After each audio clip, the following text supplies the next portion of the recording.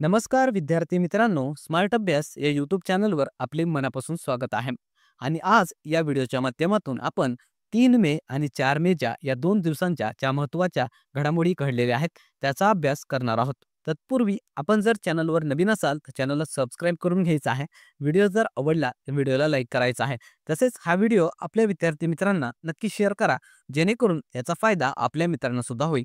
चला मग सुरुवात करूया महत्त्वाच्या अशा चालू घडामोडींना. त्या अगोदर तुम्हाला एक सूचना असणार आहे की आपण मागील बऱ्याचशा दिवसांपासून आपल्या चॅनलवर व्हिडिओ हे टाकले नव्हते, म्हणून आपण आज 1 मे पासून 4 मे पर्यंतचे सर्व व्हिडिओ हे आपल्या चॅनलवर टाकलेला आहे.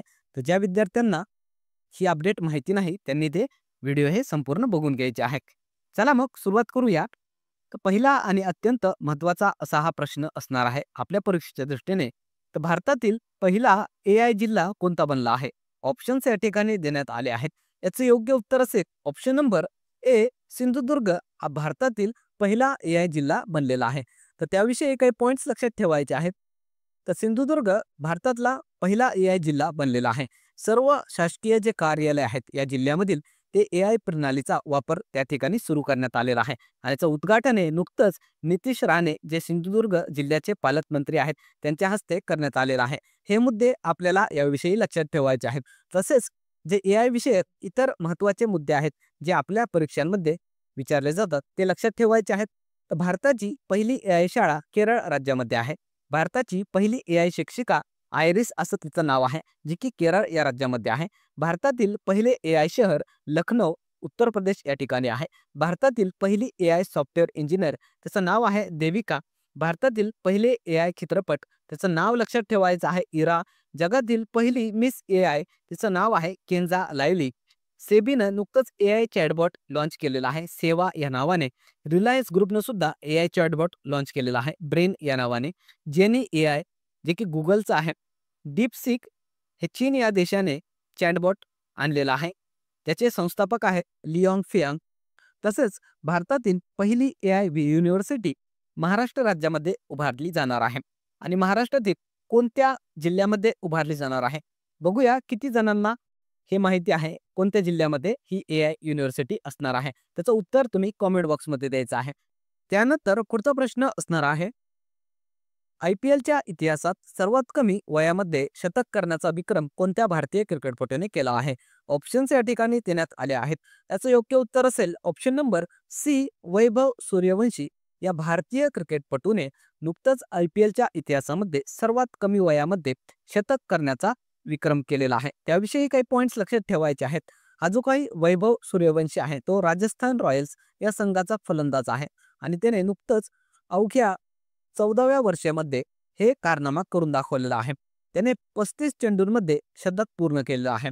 IPL मध्ये सर्वात जलद शतक जे आहे ते क्रिस गेल जो की RCBचा क्रिकेटपटू होता किंवा खेळाडू होता. त्याने 30 चेंडूंमध्ये शतक केलेलं होतं. आणि त्यानंतर आता हा वैभव सूर्यवंशी आहे ज्याने 35 चेंडूमध्ये शतक केलेलं आहे या IPL मध्ये. पण सर्वात कमी वयाचं विचारलं तर हा फक्त 14व्या वर्षी याने हे पराक्रम करून दाखवलेला आहे. हा प्रश्न आपल्या परीक्षेमध्ये विचारला जाऊ शकतो, ते आपण लक्षात ठेवायचं आहे. त्यासोबतच काही इतर पॉइंट्स क्रिकेटविषयी लक्षात ठेवायचे आहेत. तर T20 क्रिकेटमध्ये 100 अर्धशतक करणारा पहिला भारतीय क्रिकेटपटू विराट कोहली बनला आहे. T20 क्रिकेटमध्ये सलग 3 शतक करणारा जगातला पहिला खेळाडू आहे तिलक वर्मा. रणजी ट्रॉफी 2024-25 याचा विजेता विदर्भ हा संघ ठरलेला आहे.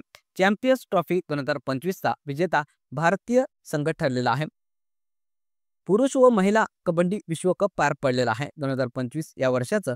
यामध्ये भारतीय पुरुष आणि महिला जे संघ आहेत त्यांनी विजेतेपद पटकावलेला आहे.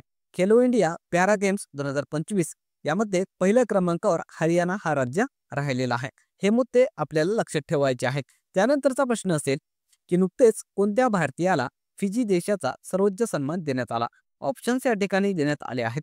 याचे योग्य उत्तर असेल ऑप्शन नंबर ए, मधुसूदन साई यांना फिजी या देशाचा सर्वोच्च सन्मान देण्यात आलेला आहे. त्याविषयी काही पॉइंट्स लक्षात ठेवायचे आहेत. तर हे जे काही मधुसूदन साई आहेत ते कर्नाटक राज्यातील, त्यांनी उत्कृष्ट मानवी स्वास्थ्य सेवा दिल्याबद्दल फिजी देशाचा त्यांना सर्वोच्च सन्मान देण्यात आलेला आहे. यस, सन्मानाचं नाव काय आहे? तर companion of the order of Fiji असं त्याचं नाव आहे. ते आपल्याला लक्षात ठेवायचं आहे. फिजी या देशामध्ये त्यांनी सत्यसाई संजीवनी चिल्ड्रन हॉस्पिटल स्थापन केलेलं आहे. हे सुद्धा आपण लक्षात ठेवायचं आहे. यापूर्वी 2024ला हा जो काही पुरस्कार आहे ते राष्ट्रपती द्रौपदी मुर्मू जे आहेत त्यांना सुद्धा देण्यात आलेला होता. हा सुद्धा प्रश्न आपल्याला विचारला जाऊ शकतो. त्यासोबतच इतर पुरस्कार जे महत्त्वाचे आहेत ते लक्षात ठेवायचे आहेत. 34वा सरस्वती सन्मान देण्यात आलेला आहे साधू भद्रेश दास यांना. समुद्रवरून पुरस्कार 2025चा राजेश उन्नी यांना देण्यात आलेला आहे. श्रीलंकेचा सर्वोच्च सन्मान नुकतंच नरेंद्र मोदी यांना देण्यात आलेला आहे. त्यानंतर पुढचा प्रश्न, नुकतेच कोणत्या राज्यात किंवा केंद्रशासित प्रदेशामध्ये आयुष्यमान वय वंदना योजना सुरू करण्यात आली? ऑप्शन्स या ठिकाणी देण्यात आले आहेत. याचे योग्य उत्तर असेल ऑप्शन नंबर बी, दिल्ली या केंद्रशासित प्रदेशामध्ये ही आयुष्यमान वय वंदना योजना सुरू करण्यात आलेली आहे. त्याविषयी काही पॉइंट्स लक्षात ठेवायचे आहेत. तर योजनेचं नाव आहे आयुष्यमान वय वंदना योजना. दिल्ली सरकारने जे ज्येष्ठ नागरिक आहेत 70 वर्ष आणि त्यापेक्षा जास्त वयाचे त्या नागरिकांना या योजनेद्वारे 10 लाख रुपयांचा स्वास्थ्य विमा कवच देण्याची घोषणा केलेली आहे. याचा उद्देश काय आहे? तर स्वास्थ्य सेवा मजबूत करणे आणि ज्येष्ठ नागरिकांना सुरक्षा प्रदान करणे हे उद्देश आपण लक्षात ठेवा. तसेच इतर काही महत्त्वाच्या योजना आपल्याला लक्षात ठेवायच्या आहेत. तर मुख्यमंत्री समृद्धी परिवार योजना मध्य प्रदेश या राज्याने सुरू केलेली आहे. नोदी बंधन योजना पश्चिम बंगाल या राज्यात सुरू करण्यात आली आहे. हर खेत स्वस्त खेत हरियाणा या राज्यामध्ये सुरू करण्यात आलेली आहे मृदेची गुणवत्ता सुधारण्यासाठी. पिंक ई रिक्षा योजना आपल्या महाराष्ट्रामध्ये सुरू करण्यात आलेली आहे महिला सुरक्षेच्या दृष्टीने. महिला संवाद अभियान बिहार या राज्यामध्ये सुरू करण्यात आलेलं होतं. त्यानंतर पुढचा प्रश्न बघण्या अगोदर व्हिडिओ जर आवडला तर व्हिडिओला लाईक करा. चॅनलवर नवीन असाल तर चॅनलला सबस्क्राईब करून घ्या. तसेच हा व्हिडिओ आपल्या विद्यार्थी मित्रांना नक्की शेअर करा जेणेकरून याचा फायदा आपल्या मित्रांना सुद्धा होईल. चला मग पुढचा प्रश्न आपण बघणार आहोत. तर नुकतेच जागतिक बँक अर्थात वर्ल्ड बँकच्या रिपोर्टनुसार 2011-12 ते 2022-23 या 10 वर्षामध्ये भारतातील किती लोक दारिद्र्यातून मुक्त झाले आहेत? ऑप्शन या ठिकाणी आपण दिले आहेत. याचं योग्य उत्तर असेल ऑप्शन नंबर सी, 17.1 कोटी लोक. हे नुकतंच जे वर्ल्ड बँकेचा रिपोर्ट आलेला आहे त्यामध्ये सांगण्यात आलेलं आहे की या 10 वर्षामध्ये भारतातील एवढे लोक हे दारिद्र्यामधून मुक्त झालेले आहेत. तर त्याविषयी पॉइंट्स लक्षात ठेवायचे आहेत. हे जे काही वर्ल्ड बँकेचा रिपोर्ट आहे यामध्ये सांगण्यात आलेलं आहे या मागच्या 10 वर्षांमध्ये अर्थात 2011-12 ते 2022-23 मध्ये भारतातील तब्बल 17.1 कोटी लोक हे दारिद्र्यामधून बाहेर आले आहेत. त्यांच्या सांगण्यानुसार 2011-12 साली 16.2% लोक हे भारतामध्ये दारिद्र्य रेषेखाली होते आणि 2022-23 मध्ये त्याचं प्रमाण कमी होऊन 2.3% एवढंच राहिलेलं आहे असं वर्ल्ड बँकेचं रिपोर्टमध्ये सांगण्यात आलेलं आहे. तर हे आपण पॉइंट्स लक्षात ठेवायचे आहेत. तसेच वर्ल्ड बँकेचा उल्लेख आलेला आहे तर त्याविषयी लक्षात ठेवा. स्थापना झालेली आहे 1944 साली. मुख्यालय आहे वॉशिंग्टन DC अमेरिका या ठिकाणी आणि सध्या वर्ल्ड बँकेचे प्रमुख आहेत भारतीय वंशाचे अजय बंगा. त्यानंतर पुढचा प्रश्न असेल 2025 सालासाठी गोल्डमन पर्यावरण पुरस्कार किती व्यक्तींना जाहीर झाला आहे? ऑप्शन्स या ठिकाणी देण्यात आले आहेत. याचं योग्य उत्तर असेल ऑप्शन नंबर बी, एकूण 7 व्यक्तींना 2025 सालासाठी गोल्डमन पर्यावरण पुरस्कार जाहीर झालेला आहे. त्याविषयी पॉइंट्स लक्षात ठेवा. ते जे काही गोल्डमन पर्यावरण पुरस्कार आहे ते 2025 सालासाठीच्या पुरस्कारांची घोषणाही करण्यात आलेली आहे. याची घोषणा अमेरिकेतील गोल्डमन पर्यावरण फाउंडेशन जे आहे त्याच्याकडून करण्यात आलेली आहे. आणि यामध्ये जे 7 व्यक्ती असणार आहे ज्यांना हा पुरस्कार जाहीर झालेला आहे त्यांची नावं आपल्याला लक्षात ठेवायची आहेत. बटमुक लावसंदस जे की मंगोलिया या देशाचे आहेत, सेमिया गर्बी ट्युनिशिया, कार्लोस मिलेन जे अमेरिका या देशाचे आहेत, मारी मुरियारी पेरू या देशाचे आहेत, बेसजना गुरी अल्बानिया आणि ओल्सिनिका अल्बानिया. हे नावं फक्त आपल्याला लक्षात ठेवायचे आहे. तसेच 2024चा हा जो काही गोल्डमन पर्यावरण पुरस्कार आहे एका भारतीयाला देण्यात आलेला होता. हा मुद्दा आपल्यासाठी महत्त्वाचा आहे. त्यांचं नाव होतं आलोक शुक्ला जे की छत्तीसगड या राज्याचे होते. ज्यावर हमखास प्रश्न हा विचारला जाऊ शकतो या आलोक शुक्लांवर. त्यांचं नाव लक्षात ठेवायचं आहे. त्यानंतर पुढचा प्रश्न असेल नुकतेच चर्चेत असणारा सचेत ॲप कोणत्या संस्थेशी संबंधित आहे? ऑप्शन्स या ठिकाणी देण्यात आले आहेत. याचं योग्य उत्तर असेल ऑप्शन नंबर डी, NDMA या संस्थेचा हे सचेत ॲप आहे. त्याविषयी पॉइंट्स लक्षात ठेवा. हे जे काही सचेत ॲप आहे ते NDMA अर्थात नॅशनल डिझास्टर मॅनेजमेंट जी अथॉरिटी आहे त्याने हे ॲप विकसित केलेलं आहे. याचा उद्देश भारतात आपत्ती व्यवस्थापनाच्या तयारीला मजबूत करणे, याद्वारे पूर तसेच भूस्खलन, सुनामी, भूकंप इत्यादी विषयी माहितीही मिळवणं सोपं होणार आहे. आणि हे जे ॲप आहे ते 12 भारतीय भाषांमध्ये उपलब्ध करून देण्यात आलेलं आहे. हे आपल्याला मुद्दे लक्षात ठेवायचे आहेत. तसेच इतर ॲप किंवा जे पोर्टल आहेत ते सुद्धा लक्षात ठेवा. तर मन मित्रा नावाचं चॅटबॉट आहे जे आंध्र प्रदेश या राज्याने सुरू केलेलं आहे. मित्रा नावाचं पोर्टल सेबीने सुरू केलं आहे. आधार सुशासन पोर्टल जे की मेती या संस्थेकडून सुरू करण्यात आलेला आहे. भगीरथ ॲप उत्तराखंड या राज्याने जल संरक्षणासाठी सुरू केलेलं आहे. भूभारती पोर्टल तेलंगणा या राज्यामध्ये भूमी अभिलेख रेकॉर्ड जे आहे ते जमा करून ठेवण्यासाठी सुरू करण्यात आलेलं आहे. ई सेहत ॲप जम्मू आणि काश्मीर या राज्यामध्ये किंवा केंद्रशासित प्रदेशामध्ये सुरू करण्यात आलेलं आहे. हे मुद्दे आपल्यासाठी महत्त्वाचे आहेत, ते आपण लक्षात ठेवायचे आहेत. त्यानंतरचा प्रश्न असेल, तटीय राज्य मत्स्य संमेलन 2025 चे आयोजन कुठे करण्यात आले? ऑप्शन्स या ठिकाणी देण्यात आले आहेत. याचं योग्य उत्तर असेल ऑप्शन नंबर ए, मुंबई या ठिकाणी तटीय राज्य मत्स्य संमेलन 2025 नुकतंच पार पडलेलं आहे. त्याविषयी पॉईंट्स लक्षात ठेवा.